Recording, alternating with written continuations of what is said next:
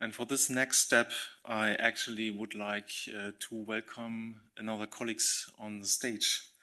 That are Florian Neumann, Elif Pazvantoğlu, Ben, which is likely not here today because he falls sick this morning, Samah Elbarbary and Alexej Petrunin. Those four guys did an amazing job to realize the assessment of the entire heat flow literature we found in the last 60, 70, 80 years. So I'm super glad to welcome you here, and they will answer some questions about how the whole assessment worked. Please give a warm hand of welcome to them. Okay, so everyone who speaks needs to go to the mic, and I'm raising the first question to Florian. How did you organize, or how to organize a global assessment and restart after decades of limited progress? Always had 3 to 5 graduate students typically, and maybe a postdoc here and there, but not a big group. Well, it's nice that someone is speaking for me. So the first challenge was really when we started this we noticed that we can't do it by our own, right? So just 4 people at the gift said they can't do it. So what we started with was just build up the community. So we gathered institutions around the world, 125 supporters, and scientists across 6 continents, 47 countries. And we started also to build a task force from the International Lithospheric Programs to coordinate our assessment project. We then started with 15 online workshops during COVID, where we discussed what we really need for the database, all the parameters, and all the specialists worked with us and decided what we needed and how it should be done, so everyone is happy with it. And then we started to do conferences, one here in Potsdam in 2022, and online workshops. We did a summer school also in 2023 here in Potsdam. And then we started a fellowship program. We invited postdocs and PhD students to come to Potsdam or to other places in the red dots to also work and help on the assessment. And we had students, a lot of them, in Potsdam, also now in Bremen and around the world, who helped to gather all the data.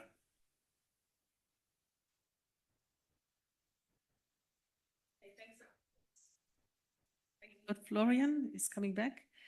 So Elif, you have done a major job in the assessment. So what, based on your experiences, determines the best heat flow value? Yeah, of course, it depends on the context. The best heat flow value can be different, from different applications. And for example, when we're talking about a geodynamic research, maybe the best heat flow value may not be fit with this best heat flow value, while we are talking about the geothermal exploration studies and the climate studies as well. And as Kirsten mentioned before, heat flow is the multi-dimensional parameters. We developed new database structure depends on this major dimensions, and we created the categories, and each categories consist of the detailed information, and we adapted to a parent-child system. And with this parent-child system, each detailed information stored as a child element. This parent and child system also help us to store all the information from the different studies, from the different authors, or even with the different studies of the correction to store for the same location. We can store them with the different child elements, and now we don't have to make an average. We can assess them, and we can select which one is the most representative one for the related heat flow site. So, because the importance of the meta-completeness and the importance of the data, proper data documentation makes this database more more strong to the users, so they can select according to their research aims, and they can look at the data and they can see the transparent methods behind the data and the assumption behind them, and they can continue to use this database according to their context-specific studies. This is all I can explain. Thank you very much. And we go back to Florian. And I would like to ask you to report on the progress in the project and if there were any unforeseen challenges. Yes, there were a lot of them. Yeah, thanks. So first of all, maybe I can talk a little bit. So I joined the team in 2022, and Sven and Andrea, they already started to work on the German heat flow data.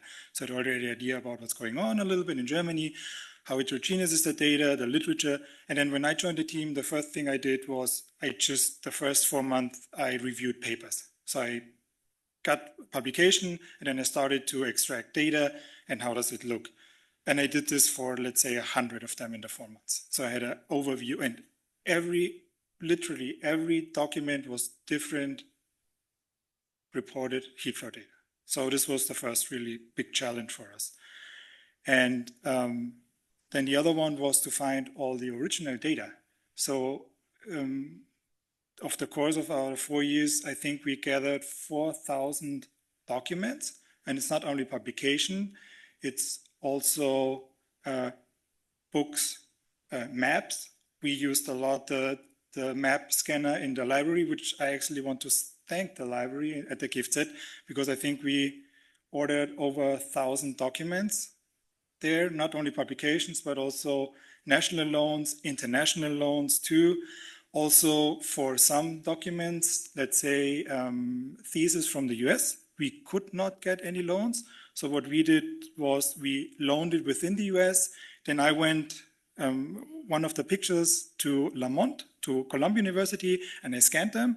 And also we had access to Lamont heat flow marine data. So those of you who might use Abbott 2008, we tried to scan everything there. It's all in paper. So this is, so you can see how difficult it was. And then in the other picture, you can see Vladimir Čemak from the Czech Geophysical Science Academy. He also donated a lot of Russian literature for us, because this was particularly very, very difficult to get access to these data. And yeah, so this was one major challenge. The other one was also that for the students, then at some point they were like tired of doing the assessment. So then we had to, change a little bit the approach, and then also change the students. And yeah, so but just that, to do some other works, not like, but it was really, people get tired of it. And I did it myself, and I also got tired of it, just reading, extracting, filling out those Excel sheets. And at the end, the other challenge was really to get some funding. So we tried a lot to help us to pay students, pay ourselves. Thank you.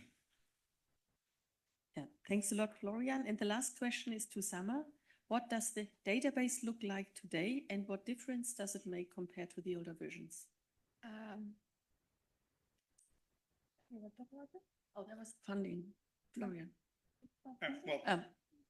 Yeah, so these are our major helpers who give us funding. So DFG, the project in the space, and then for the International Lithospheric Program helped us to coordinate everything. And then we got funding also from private company like EVA, or from IUGG. We got also funding for our summer schools.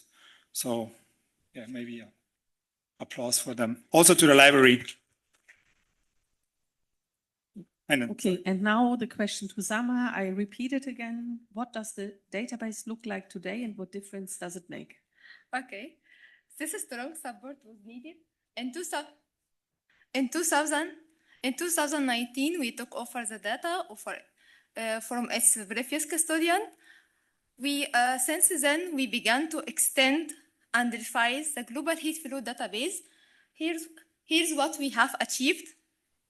First, we doubled the number of heat flow data points to more than 100,000 heat flow data points compared to its 2019. Second, we tripled the amount of literature used by adding new literature and previously published sources that had not been considered in earlier releases. This was not just about adding new data, but we did a careful cleanup, resolving regional compilation, tracking each heat flow entry to its original publication, and ensuring that all heat flow data entries are well attributed and documented. This changes the overall picture. This level of transparency is needed to have a stronger database and also to support the long-term integrity of the global heat flow infrastructure.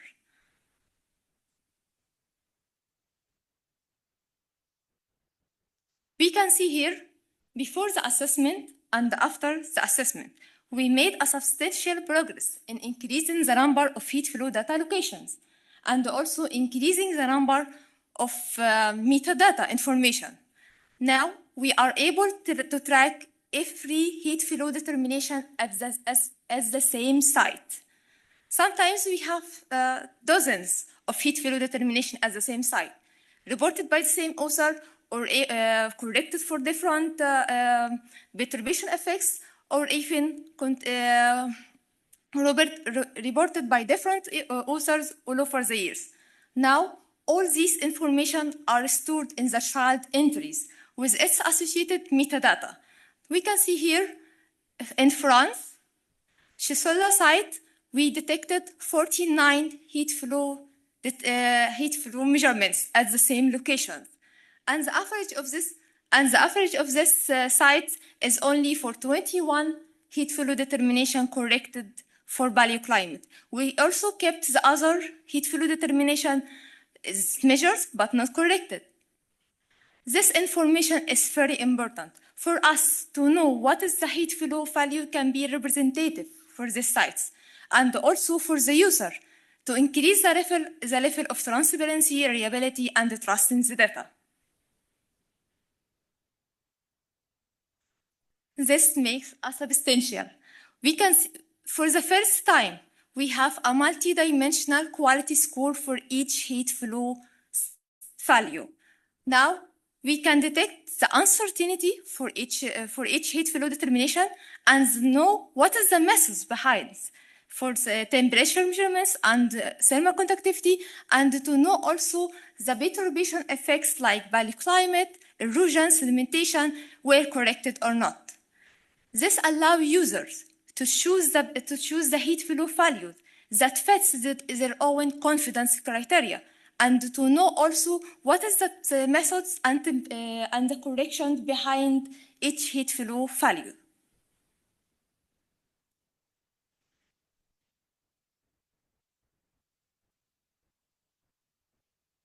All these assessments are within a structured framework. To support the community in working with the global heat flow database more effectively, we developed a set of open access tools and standards. First, for the first time, we have a structured and documented framework for assessing the global heat flow database. We can see here in the left, the paper published in Tectonophysics in 2023 provides the methodology for assessing the heat flow database, and also to know how to calculate the quality score. Second, we have a guided submission templates that allow contributors to report their data sets, and also to not miss any key metadata that is important and needed for the quality control. Third, we have a Python-based quality check tool to check vocabulary check for the data sets and also calculate the quality score for each heat flow value. All these tools not only to support the current database, but also to support the broader community in the future to provide more accurate and high quality heat flow data.